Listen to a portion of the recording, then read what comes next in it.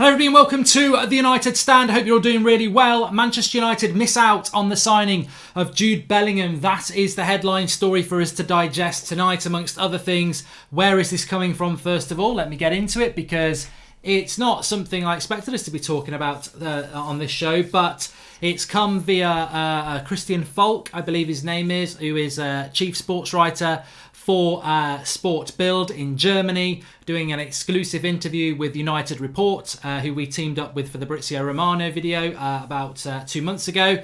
And he is saying that he has heard that Manchester United have missed out on Jude Bellingham and that he has chosen to join Borussia Dortmund. Now, what I would say is this is not the first time we've heard this from Sport Bild. I think it was about a month ago that they said the same thing, that they felt that Bellingham had chosen Dortmund. And there are stories in between there that suggest this is not the case with Bellingham, none more so than what I was told 2.5 months ago. But it's significant when somebody basically says that Dortmund have won the race for Bellingham, and this is the same outlet that said Haaland had won the race for Bellingham. This is the same outlet that said Dortmund had won the race for Haaland in mid-December, and we didn't believe it. So maybe we should be believing it this time. My first initial reaction to this is disappointment. I've seen people on social media saying, well, Bellingham was a bonus signing. It doesn't really matter. Let's get Sancho and Grealish. And I'm like, well, I don't think it is. I don't think you can scrub it off that much if we don't get Bellingham. I don't think you can just go, oh, he was a bonus signing. I mean, this is a symbolic signing of what we've been trying to do for the last 3 or 4 years, which is accumulate fantastic talents aged between the age of 14 and 16. And we've done a very good job of it across Europe and across England. And Jude Bellingham would be the most significant 16-year-old we've signed, because he would cost us money and he's got a great pedigree. So I don't think you can just brush it under the carpet and say, oh, it's a bonus signing, when it's a strategy that Manchester United have been following rigidly for a number of years, and he would have been the status signing from that strategy. So it would be disappointing. I don't think we should brush it under the carpet, because this is a player that visited Carrington, who met Sir Alex Ferguson, who met Ole Gunnar Solskjaer, and amongst others. And to not get that signing, you've got to take it on the chin of what it is. And it is football, and you don't win every transfer by any means. And welcome to Dan Taylor, the latest member of the United Stand Members Club. You don't win every transfer. You can't be smug about that. You will win some and you will lose some. But it doesn't mean when you lose one that you just go, oh, he's crap. He's a load of rubbish. He's just the next Dele Alli. He's a Poundland Dele Alli or anything like that. No, I think the write up on him, the potential of him, fantastic player. And I think if Dortmund have got him, I think that's a massive testament to Dortmund to take a young player from England that the biggest club in England wants and get him to go to Germany. I know Sancho's done it, and I know Matundo's doing it with Schalke, but this is a player who is 16 years of age, very, very young. He's got a young brother at the club with him at Birmingham as well. And they have won the race to take him to Germany. Now, this is not a race that we should be losing. I'm sorry. It's not a race that we should be losing, because, going to Dortmund, there is a strategy with Dortmund, and this leads into the problem. If he looks at what's happened at Dortmund, they've got a great record of developing young talent, and they can sell him that, and he can go, yeah, I'm going for that. But Manchester United should be able to say, we've got a great development. We've got a great history of developing young talent. Giggs, Beckham, Scholes, George Best, Marcus Rashford. We do it, and we're the biggest club in England. And you are English. So yes, Dortmund do a great job, but so can Manchester United. So to miss out on it is disappointing. It's a massive coup for Dortmund to do it, because I would have said the odds were against Dortmund getting a young English player who we want. But if they have done it, it's you've got to give them the pat on the back. And I also feel very sorry for Ole Gunnar Solskjaer, which I'll speak about why in a minute. Joshua Harper says, Mark, Bellingham has played all right in an average championship side. Yes, he's 16, but he's not a world beater. He's a prospect, and there's millions out there. And Josh, I've got to be harsh on you and say, this is exactly the sort of dismissive crap comment that I just don't need to listen to, because I just think it stinks of, you've got a mask and you're crying underneath it. It's like, oh, he's crap anyway. Yeah, if we'd signed him, you'd probably be saying, oh, he's 16, he's played over 30 games in the championship. He looks like he could be something special. And you'd be right. Name me how many 16-year-olds have played over 30 games in the championship for a bang average Birmingham side and held his place in a very competitive league. That's exceptional. He is an exceptional talent. Whether he fulfills that talent, doesn't matter whether he goes to United or Dortmund, that is to be seen. But it doesn't mean that we should be dismissive and go, there's plenty of others like him. Name me another 16-year-old playing in the midfield in Championship, and maybe we'll go and get him instead then. There isn't many. That's the bottom line. Brandon McLennan, thank you. Welcome to the United Stand Members Club.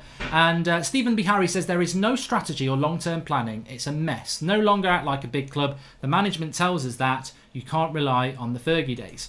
I think, look, we don't know whether this is definitely true yet. We don't know that it's definitely true.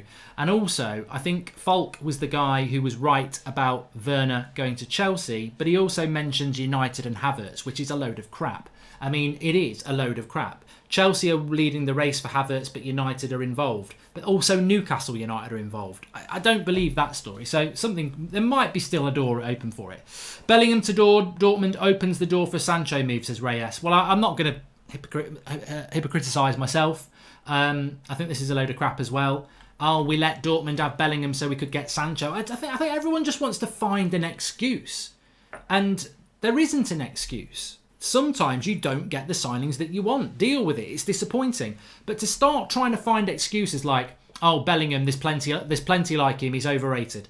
Oh, they're letting us have Sancho so they get Bellingham. Load of rubbish. Doesn't work like that, because Bellingham wouldn't be a pawn in that. He wouldn't be like sat there going, am I going to United or am I going to Dortmund? Oh, I'm going to Dortmund because United want Sancho. No, he would just go where he wants to go. So that's not true either. Kelt Helston says, hi Mark, we should follow him if he goes to Dortmund. The race is not over. In 2 to 3 years' time, he could be ours if we play the cards right. It's better for his development and we get him when he is proven. Yeah, but so does Real Madrid, so does Chelsea, so does Arsenal, so does Liverpool, so does anybody else who's got the money. The whole point is you get him now and then you don't have to risk not getting him in the future. He'll always be a player that we could have got, and he'll always be a player that we wanted. And yes, in the future we could get him, but what I wanted to say is, and you've said before that we can't do any business because the window isn't open yet. Why should we wait until all the players are already bought, says Frederick Larson. Because I just think that's the way Manchester United works, if I'm being honest with you. And hey Mark, what's your thoughts on Ronaldo being available, says the alien. Well, it wouldn't be a summer transfer window if we weren't linked to Cristiano Ronaldo. But let me just say this. Van der Beek update, says Extra Z. Don't really have one at the moment. And Jarwin Daniel, the mainstream English media puts a lot of undue pressure on youngsters with lots of potential. As disappointed as I am, I understand why English youngsters pick other leagues to go to, says Jarwin Daniel. Well, look, what I wanted to say about this, because I don't know what your initial reaction was when you read this story, and if you are joining us a little bit late tonight, welcome to Ryan and Marcus Rojo, latest members of the club. And Mark named the top 5 players playing now who were known at 16, says Kevin O'Keefe. I don't know what your point is, Kevin, but I don't really follow football that in depth enough to know loads of 16-year-olds who were playing. It's quite rare. I mean, Rooney was coming through around that age, wasn't he? I don't think Messi was far off either. Sean Turner, if this is true, it's worrying. Ollie is meeting with players and they're going elsewhere. If it was just one player, it wouldn't be too bad, but it's a few. And this was my initial reaction, right? This was my initial reaction to this. So, Sport Build have done an exclusive interview with United Report, which is a United website, saying that Christian Falk has said that as far as he understands that Dortmund have won the race for Bellingham. Now, if this is true, this is significant, but the thing that came to my mind was this. Ole Gunnar Solskjaer has met with 3 players in the last 6 months and he's not got any of them. He met with Erling Haaland, Dortmund got him. He met with Timo Werner, Chelsea have got him. He's met with Jude Bellingham, Dortmund have got him. Whatever you want to say, and I'm not dressing this up as Solskjaer's a failure, Manchester United are crap at transfers. I don't need to say any of those things because I don't necessarily know what's gone wrong, but we do know that those meetings have took place. We categorically know that Bellingham visited Carrington because we saw the pictures.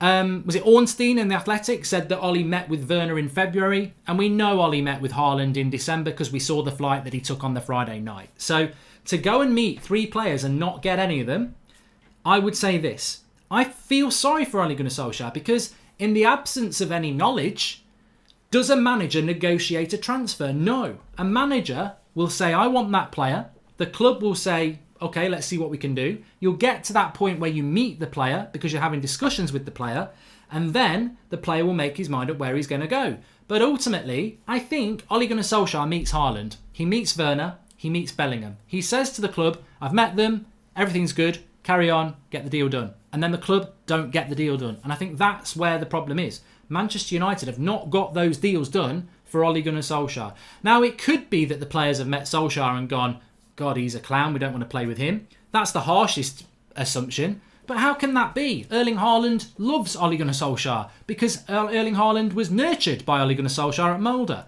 Werner would be impressed with what Solskjaer's got to say about his vision, because we all are, it's whether he can deliver it. And Bellingham would meet Ole Gunnar Solskjaer and Sir Alex Ferguson at the biggest club in the country, one of the biggest clubs in the world, and they would say, we want you at this club because we're going to build a dynasty again and we want you to be part of that. So to not get that deal over the line, in the case of Bellingham, I suspect it's because United are not offering the package that Dortmund are offering. Or they've not negotiated as well as Dortmund have. Or they've not sold themselves as well as Dortmund has. And that's because we do traditionally, over the last 6 years, have a very, very, very, very, very bad reputation when coming from transfers. There are agents out there who ridicule Manchester United's transfer negotiating skills. And is it not suspicious again that Ole Gunnar Solskjaer meets 3 players, wants 3 players and gets none of them? Now we've got Bruno, hopefully we'll get Sancho, we got Maguire, we got Wan-Bissaka, but who was in the race for those players? Why is it when there's a race for a player we don't win the race? Nobody else was in for Harry Maguire, no one else was in for Dan James, well Leeds, no one was in for Wan-Bissaka and no one was in for Bruno, and we still took 6 weeks dealing when there was no race. When as soon as there's a race going on, it's getting suspicious that we don't win the race. And I feel sorry for Ole Gunnar Solskjaer, because if you're a manager of Manchester United and you're not getting your number 1 targets and you fail, is it not an excuse? Mourinho sort of said that. Van Gaal said it. Moyes has said it. 4 managers in a row who evidently have not been getting the players that they wanted to get. They can get the players where there's no competition for them, but when there's a competition, Manchester United seem unable to get the business over the line. And now I still hope that we can sign Jude Bellingham, but I do pity Ole Gunnar Solskjaer when he's taken the time out of his day to meet somebody with Sir Alex Ferguson and we don't get the deal over the line and he'd rather go to Germany. It says a lot about Manchester United that a young English player who's been to Carrington and met our greatest manager and our current manager chooses to go to Dortmund at 16 years of age because they're offering him a better path. Football is changeable. Next season we could be in a title race. In 2 years we could be champions of Europe. You can sell a dream. I could meet Bellingham and he could say to me, wow, look at what Dortmund have done with Sancho and this and that. And I could go, yeah, but look what Dortmund did with such and such 5 years ago. That didn't work out. Look at what we did with the class of 92. Look at what we did with Rashford. Look at what we're going to do with you in 2 years. Watch. You know, you can sell a dream if you've got something to sell. And I just wonder why we can't sell it. Welcome to Tristan Moss, the latest member of the United Stand Members Club. Joshua Harper is back. He says, this is why we're becoming a banter club, crying because we don't sign a 16-year-old. It's Manchester United. Well, no, I don't think it's that, Joshua. I just don't think that when you're trying to build a club, it's not about blaming, it's not about moving on, it's about looking at these things that are significant, evidentially significant. Look, if we miss out on Van der Beek, were we actually ever in for Van der Beek? We don't know, it's just paper story. But we know we're in for Bellingham. We know we're in for Haaland. We've seen the evidence, we've seen the photos, we've seen the flights. We know we were in for them and we didn't get them. So it would be wrong of us to, well, some fans will just dismiss it, that's fine, that's their opinion. But it would be wrong of us just to sweep it under the carpet and say that's irrelevant. Surely you've got to look at why we didn't get a player that we wanted and address these issues that apparently we've addressed already. How are Dortmund offering better packages than us? Massive warning signs. Our financial power compared to Dortmund is not even comparable, says Sean Turner. You can see on Solskjaer that he sometimes is worried. Have a feeling that this is because the transfers is so slow. Better to get Bellingham when he is cheap, says Kelt Husland. And Mr. Glenn Johnson says, why would you, as a young talent, go to a club that has a track record of producing an international talent every couple of years when there are clubs like Ajax or Dortmund who produce multiple international players every year?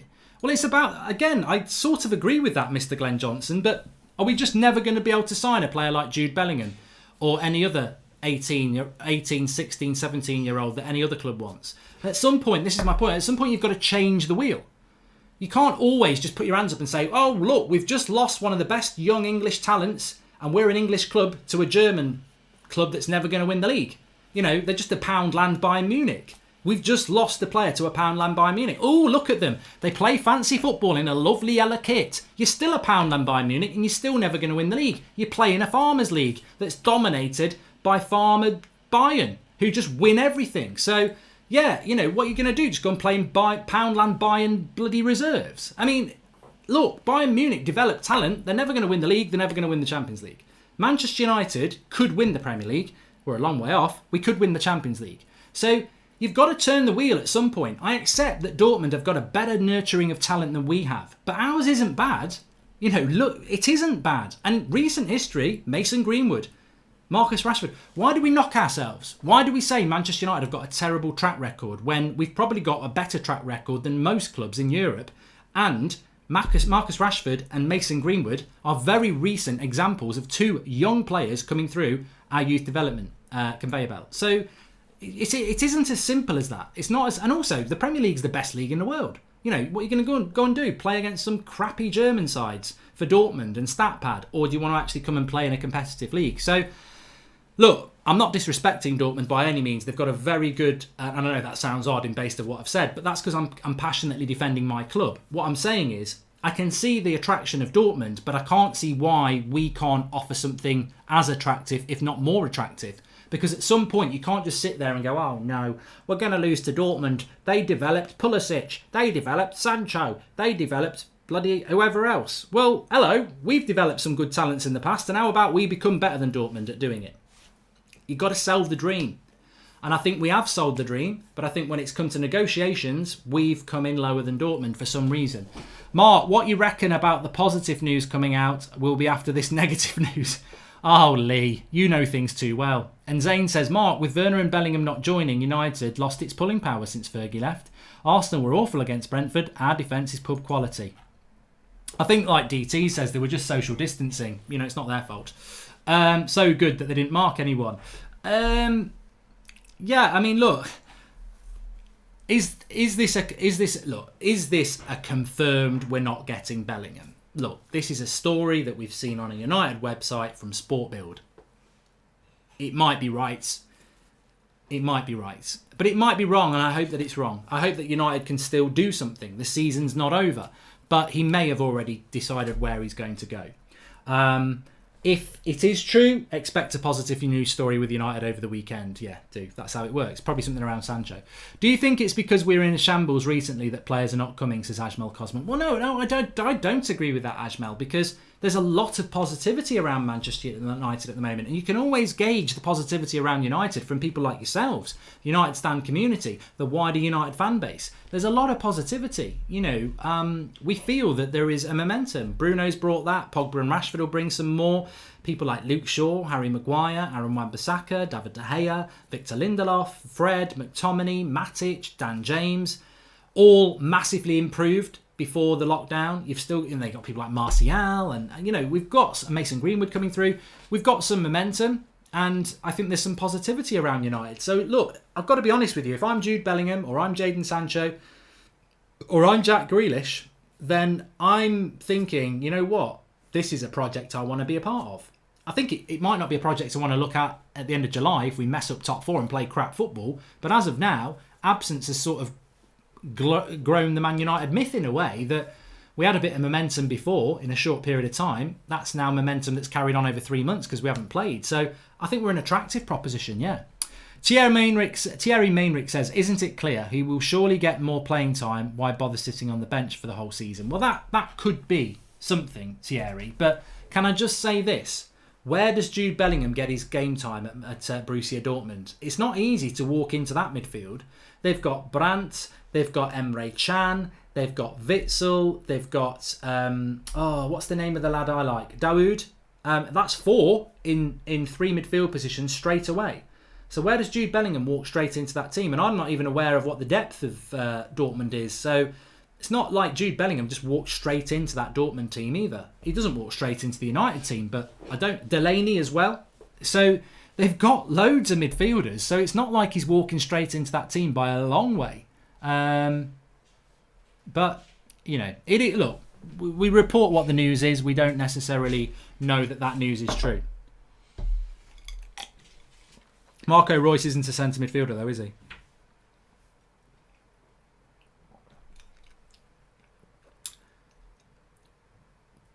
I don't know anything about this Ronaldo news that people are talking about. Anyway, that's where we are with Bellingham. Maybe we can pick it up a little bit later. Some other stuff to talk about. This is surprise, surprise. I almost feel like we're repeating ourselves because on this channel we're very opinionated, aren't we? So we'll hear about a story and then we'll give our opinion on it. Yesterday night, or last night as people call it, we were talking about Tolisso being linked to Manchester United from Bayern Munich. It was coming from a Mr. Blue Tick, a French one. And Manchester United are in negotiations with Tolisso. Within 24, we said last night, load of bollocks. It's just a load of crap. We can't be in for Tolisso when we're in for Van der Beek, Havertz, Grealish and every other bloody midfielder. It's just not how United operate. And lo and behold, his agent comes out today and says, I'm not talking to Manchester United. So it's amazing, isn't it, how somebody can put a story out there with a blue tick and a couple of 100,000 followers that United are after a player, and then his agent comes out 24 hours later and says it's not true. But that same blue tick at some point in the summer will say we're after somebody else and everyone will get dead excited again. I don't know how they have the bloody nerve to do it, really. I don't know how they have the nerve to put out a load of bullshit without checking it out. Because it's embarrassing. It's embarrassing when you say this is happening and then within 24 hours the agent says it's not. And to be honest with you, nobody believed your story anyway, mate. So it is... I do wonder what some of these people do it for. I, by a very long way, I do not have the connections or contacts that most credible journalists have. There's somebody I speak to every couple of weeks during the transfer window and probably every few months when the season's on, and they'll give me a little bit of information, which probably you can find if you know who you're looking at. But it's never really been wrong. It's never been, we're going to sign bloody Havertz. No, I wouldn't get that sort of information. As I said, Sancho, 2.5 months ago I spoke to him. We're at the front of the queue for Sancho.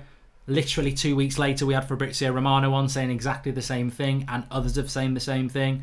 Bellingham was a player that we want, which we knew. Jack Grealish is a player that United really want but have retracted from because of Pogba, but might now be going back in for. So... yeah, and the Van der Beek story, I haven't spoken to anybody about that. I just don't think it's fair. I don't think it's true. It's only centre-mid position at BD. They play 3-2-2-2-1, says Kjeld Husland. And Mark, you don't want to strengthen a rival, but don't you think if Chelsea do get Havertz, it's good for United because you probably get Sancho without Champions League, says D1. No, I don't. I mean, why can't Chelsea get Havertz, Sancho, Ziyech and Werner? Why can't they get all four? They're trying to get rid of Willian and Pedro and they're a bit lightweight up front. I've been watching football for long enough, and many of you have been watching football long enough to know that this nonsensical theory that we're letting Dortmund have Bellingham so that we can get Sancho, or if Havertz goes to Chelsea, it leaves the clear path to Sancho. It doesn't work like that. You know, we've all United can do is get top four, and then that should win them the Sancho race. How much credit will Ollie deserve if we get third or fourth, says Andrew Nejad. Massive credit. And the players. I think there is always going to be an element of luck this season. I mean, Chelsea are in fourth place and they've lost 10 games. This will be the lowest points accumulation for fourth place ever.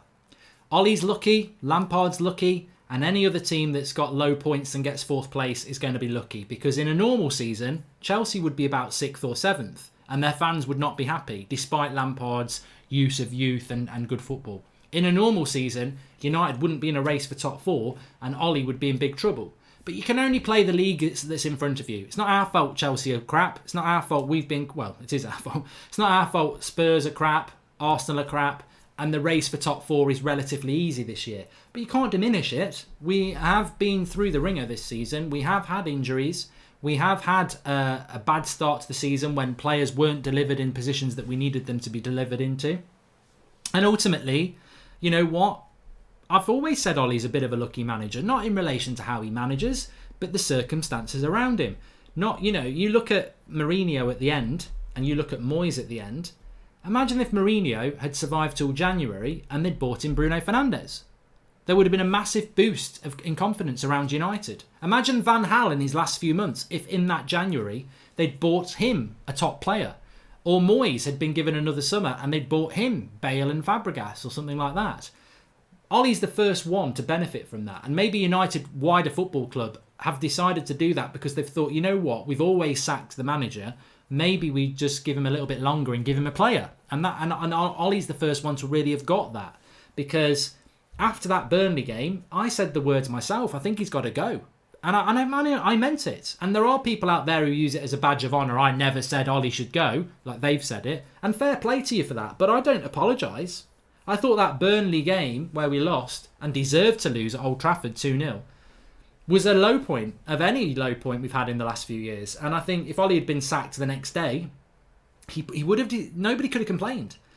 But the club didn't do that, and I applaud them for that. And we've seen a massive improvement since Bruno's come in. So Ollie is a lucky manager, but anyone who's old enough will know that Sir Alex was a bit lucky to still be in a job when he was, and look what happened there. So I think if we get third or fourth, I think if we get third, I would be really impressed with United. I think we should get fourth, and if we do get fourth, Ollie deserves the credit, and he deserves another year at Manchester United.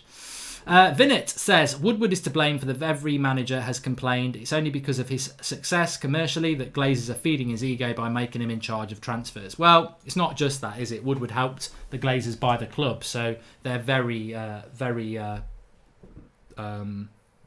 supportive of him. Lee Taylor says, Mark, can you check on Zayn? He's been rather quiet tonight after Arsenal got beat last night. No, he hasn't. He's already been on. He's already said that they've got a crap defence, to be fair.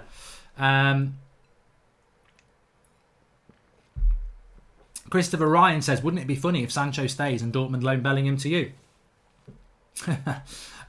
Look, we are putting all our eggs in basket, Sancho. I think that's very obvious. And I'm sure what will happen with Sancho, because it happened with Pogba and it happened with Bruno. We were very excited when we heard we were getting Pogba. We were so excited when we were going to get Bruno. But what do United do when there's a big signing? They drag it out for weeks and weeks so that when they do hold the shirt up, it's great, but the excitement's gone. And I imagine this is going to happen with Sancho. It's going to drag on and on and on and on. I don't care what anyone says. If Bellingham snubs us for Dortmund, I'm going to cry. The potential on the kid is frightening. Ollie out, says Adams. I don't think it's Ollie's fault though, Adams. I mean, I know it could be, but if he's met the player and the player drives out of Carrington smiling with his dad and his mum, which he did, and then he's going to Dortmund after that, is that Ollie or Sir Alex Ferguson's fault? No. It's what's happened in the negotiations afterwards. That's where this has gone wrong. I don't blame Ollie. In the absence of any evidence, I don't blame Ollie. I think it's down to the negotiation again, which I still think is poor. I do. And look, people will say, well, how can it be poor? We got Bruno. Well, that should have been done last summer, and it still took all of January. Oh, what about Maguire? Yeah, that took 6 weeks, and we paid 80 million. What about Wan-Bissaka? Yeah, that took 6 weeks and we paid 50 million. What was hard about any of those deals? We took ages to do deals that cost a lot of money. I still am yet to be impressed by Manchester United's change in transfer policy. All I've seen is 3 or 4 players come in that no other clubs went in for, that we took a lot of time to get over the line. So I'll be impressed when we start getting people like Sancho in that other clubs want. That's when I'll be impressed. Apparently we have 300 million to spend, says Jay Lings. Whatever. I've never heard such nonsense in all my life. I think those days of us believing Manchester United have got 200, 250 million. Look, check back on this channel.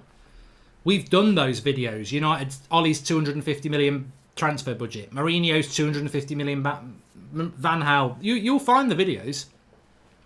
We all learnt our lesson last summer when Mark Ogden of ESPN said United have got 100 million to spend, and we all went, what a load of rubbish. He writes for the ESPN. What does he know about? What a load of crap. This is going to be the biggest rebuild we've ever had. 250 million at least.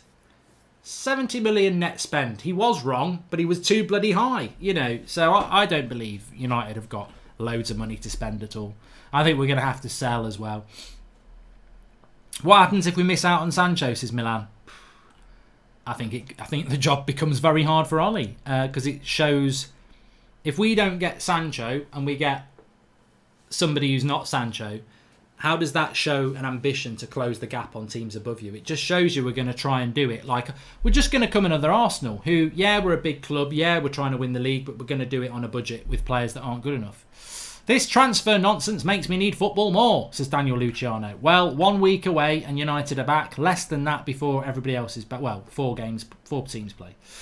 Mark, what if we miss out on Sancho, Grealish, Van der Beek, Bellingham and Tolisso, says Mr. Spicy. Well, I'll tell you straight away, we will miss out on Tolisso.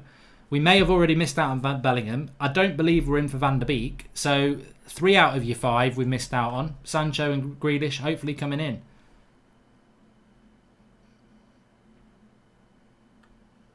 Where's the money gone? We used to be so rich. I don't know. Probably, well, I can guess.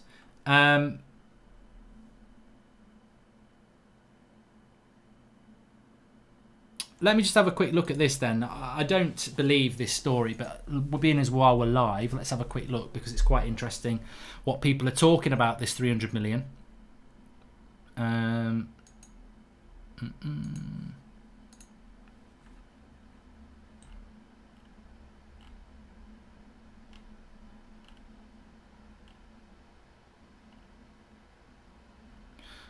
No, I can't see anything about it. No, I can't see anything about that. Crock of crap, to be honest. MS Smiley says, saying Ollie is lucky is a bit like saying someone is lucky for surviving a car crash, but they're unlucky for being in the crash in the first place. Injuries this season, lack of signings. Well, subjective. I actually wasn't being critical of saying he was lucky, to be honest. He's an inexperienced manager who could have been sacked. I think that defines him as lucky. But I think there's a lot of optimism around him now, and I think the team's playing well now, and I think there's a real reason to be optimistic. And as I said, Sir Alex Ferguson was lucky for a little bit and went on to be the greatest manager there is. I don't think you need to get so tetchy or sensitive about it because it wasn't a criticism. I think you can be a lucky manager.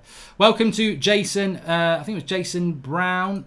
It was Jason Brown, latest member of the United Stand Members Club. Our horrible transfer sagas is down to how we're run. A bank-for-profit organisation and not a football club. Woodward and the Glazers to blame, says Mr. Glenn Johnson. Bryce Menezes says, if Rashford did not get injured, he would have been top scorer. Well, I don't know about that. Jermaine Decray, Ollie isn't the first manager to not get his number 1 target. It proves that the club won't move forward until we get a proper director of football who is not only skilled at finding talent, but acquiring them quickly. And I think that is probably the best comment of the night from Jermaine. I think you've absolutely nailed it. This club desperately needs, and we've been saying it for how many years now, regardless of whether we get Sancho in the summer, this club desperately needs a director of football who knows what they're doing. And we refuse to bring it in. And yet we keep missing out on talent. We are apparently living in a world now where United have learned the mistakes of their transfers past. Their future, we are kings. We are elite. And yet, in the last 6 months, Ole Gunnar Solskjaer has met 3 players that he wants, and he's got none of them. So how are we moving forward? You know, we do need a director of football. Prem Prodigy says, I think Man United are doing what they've done with Leicester last season. Allow them to sign Tielemans so that we can sign Maguire. Well, that didn't happen. I think they may allow Dortmund to sign Bellingham if that means they let us have Sancho, but that didn't happen. It didn't happen. It's a figment of your imagination. We didn't go in for Tielemans. Listen to Tielemans' agent. Listen to Tielemans himself. We didn't go in for Tielemans. There was no written agreement with Leicester. Leicester did nothing to help us get Maguire. We paid over the odds to get Maguire. There was no, you can have Tielemans if you let us have Maguire. They took Tielemans because we didn't go for him, and then they overcharged us for Maguire. Well, there was no deal done there. These things don't happen. They don't happen like that, I'm afraid. And what if Jude Bellingham wanted to come to United? What would he say? No, you've got to go to Dortmund, mate, and take your family with you. I know you're only a teenager. You're not even old enough to vote, but you're off to Dortmund because we've said they can have you, so we can have Sancho. It just doesn't work like that. Lockdown Tunes, welcome. Latest member of the United Stand Members Club. Bashir Al Sawaf says, hope the family are well. Who's the best alternative to Sancho? No, I can't do it. I can't do it, Bash. I don't want to talk about, with all due respect, I can't even give you a decent alternative to Jadon Sancho because it's up there and they're down there. I don't. We've got to get him. Everybody knows we want Sancho. They've got to get him. Lumberjack 500 says, I've seen 300 million, but 175 million or so is in loans. The club can't take out more debt, so that, to be honest, it's probably 100 to 150 million without taking on any extra debt. And Mr. Glenn Johnson, I think there's better chances of me playing for United than Woodward relinquishing power to a director of football. It's absolutely needed, but it won't happen. And look, you know what? Who would your director of football choice be, Mark? Says Jake Kerr. Well, there's plenty of people out there. There's plenty of people I don't even know. because we won't all know who the great director of footballs are. I mean, there's Mitchell, who's at Leipzig. There is Bertra, I think, who is Atletico Madrid. There's quite a few. But most of them are better than nobody. And look, in relation to Ed Woodward, he basically runs Manchester United day to day. He is the boss.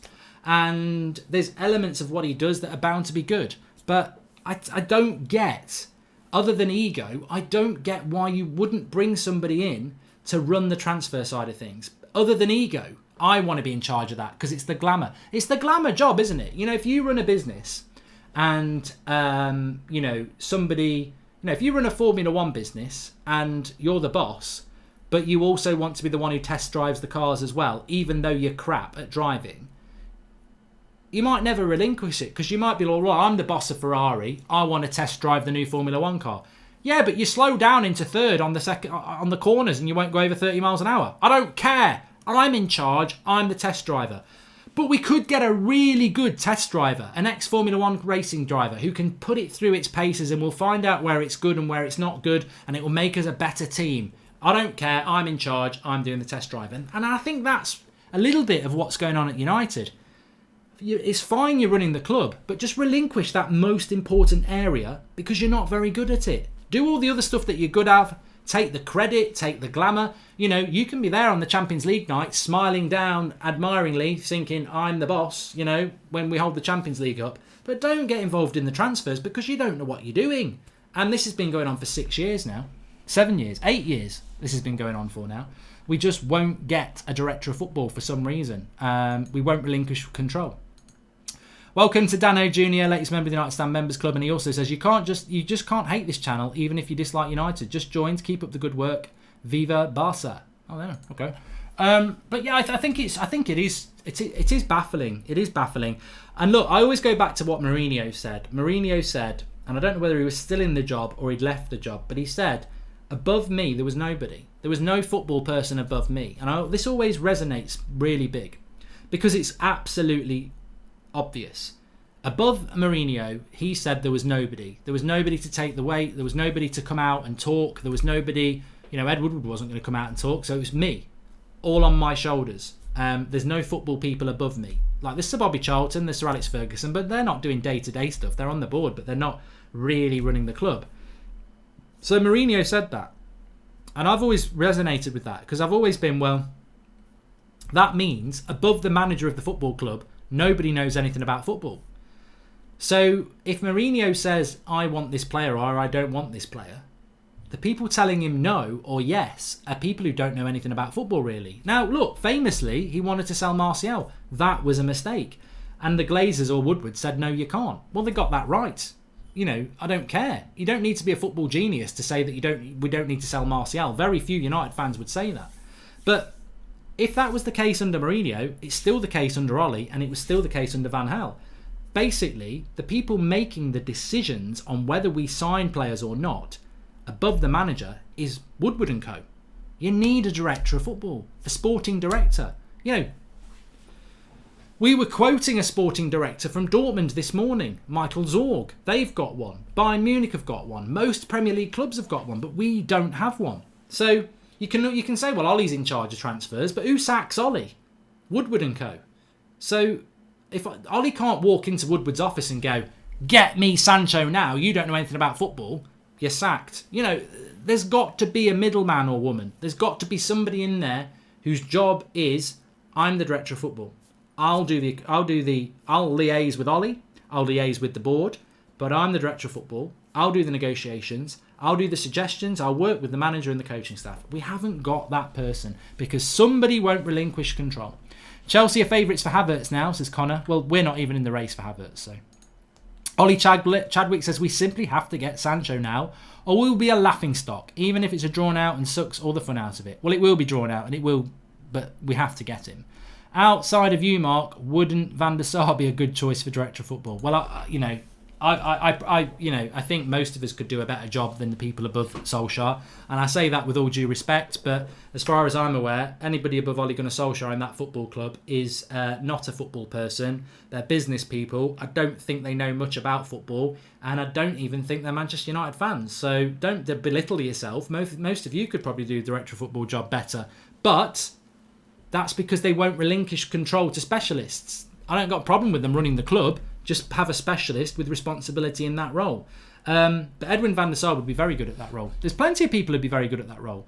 But I wouldn't give it to Rio Ferdinand. I wouldn't give it to Darren Fletcher. I wouldn't give it to Nicky Butt or anyone like that. Well, Nicky Butt might be okay, actually, because Nicky Butt actually does work in coaching. But I wouldn't give it to Darren Fletcher or Rio Ferdinand, because what's their experience on negotiating major transfers and scouting Europe or the wider world? Lee Taylor says, Mark, speaking of transfers, I would rather go in for Kamara from Marseille than Rodon of Swansea. Can you stat up to compare? Lee Taylor, it's funny. I've got an image for you now. No, I haven't really. Songwriter 95, has Sancho at any point actually said or hinted that he wants to come to United?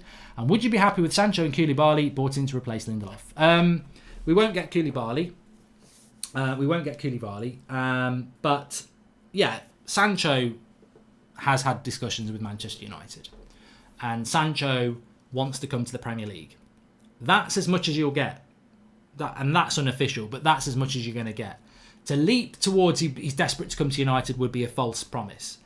He wants to come to the Premier League, and Manchester United's a very appealing project. That's as much as you're going to get in relation to what Sancho's feeling is, because it's changeable. But what is certain is that he wants to play Champions League football next year, and we have to deliver that to stay in the race. Dele Alli out for the United ban. That's good news. We need to be a little bit patient. It took Sir Alex 5 years to get to the top, and it was less top teams. Then is more competition now. We need to be smart. Kel, you know what though? I'm glad you've mentioned Sir Alex Ferguson there, because I remember it very well, even though I was very young.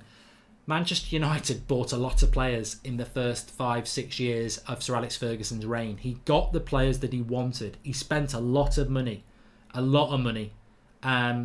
You've got to deliver the manager the players they want, otherwise their job gets harder. Mourinho didn't get the players he wanted. Van Gaal didn't. Moyes didn't. And in the last 6 months, again, we've seen Ole Gunnar Solskjaer has not got the players that he wants. The club have got to learn to deliver the players that the manager wants, because the job becomes much harder. And sometimes you can't get your first, and you have to put up with your second or your third. But a club like Manchester United should be that good and that appealing that we should get first choices far more than we do. And also what's worrying is we don't seem to be able to get deals over the line when there's competition for a player. When there's no competition for a player, we can do what we like to do. Take a month, grind them down, save a pound or a penny, and we get the player. But when there's competition for a player, we seem to really struggle. And in the last 3 players, Haaland, Werner, Bellingham, competition, and we've got none of them. We've got to do better at that, because you can't undermine the manager. You've got to deliver the player the manager wants, because ultimately, if we don't do that, we'll start scouting players that other clubs don't want, because we know we can win that race. And how are you ever going to get better when you're only scouting players that other clubs don't want? You're going to have to get very lucky to get players that are good that other players don't want. So we've got to get better at that.